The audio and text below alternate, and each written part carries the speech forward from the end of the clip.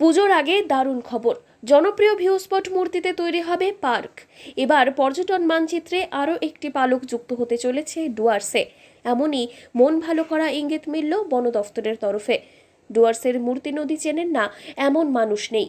ডুয়ার্সে বেড়াতে এলে বন জঙ্গল পাহাড়ের সঙ্গে পর্যটকদের মন কাড়ে মূর্তি নদীর অসাধারণ সৌন্দর্য। জলপাইগুড়ির লাটাগুড়ি তথা গরুমারা জঙ্গল থেকে কিছুটা এগিয়ে গেলেই পাহাড় থেকে নেমে আসা সেই মূর্তি নদীর জল মানুষকে মন মুগ্ধ করে তোলে।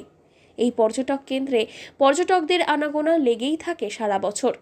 সেটা আরও একটু বাড়াতে রাজ্য সরকারের উদ্যোগে পার্কের ব্যবস্থা করা হবে, এমনটাই আভাস দিল বন দফতরের ডিএফও আধিকারিক। আর মূর্তিটাকে আমরা প্রপোজাল রেখেছি যে একটা পার্ক হিসাবে ডেভেলপ করতে, লোকাল জিএফএমসিজ এর ওটা থেকে ইনকাম বাড়বে। এই প্রপোজালটা পাঠানো হয়েছে। মূর্তিতে গিয়ে পর্যটকেরা যদি সুন্দর একটি পার্কে সময় কাটানোর সুবিধা পায়, তাহলে এখানে পর্যটকদের আনাগোনা আরও বাড়বে। এরই সঙ্গে বাড়বে এখানকার পর্যটন ব্যবসায়ীদের ব্যবসাও।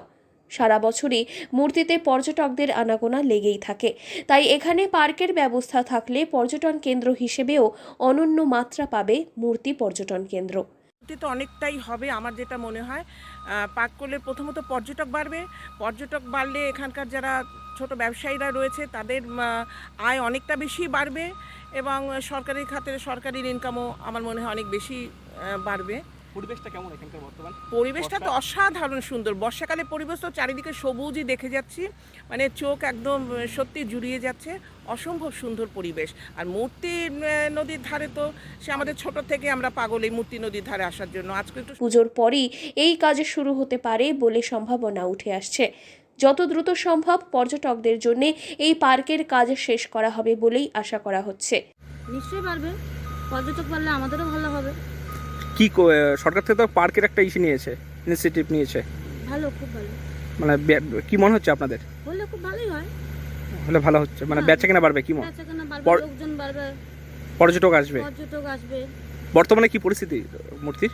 মূর্তি এমনি তো সব ঠিকই আছে, এখন তো সিজন বন্ধ আছে, সিজন আসলে আবার যেমনটা তেমনই হবে। যদিও এমন আভাস প্রকাশ্যে আসা মাত্রই খুশির আমেজ ছড়িয়ে পড়ে পর্যটন ব্যবসায়ী থেকে শুরু করে স্থানীয় মানুষজনদের মধ্যে। জলপাইগুড়ি থেকে সুরজিৎদের রিপোর্ট, লোকাল 18 বাংলা।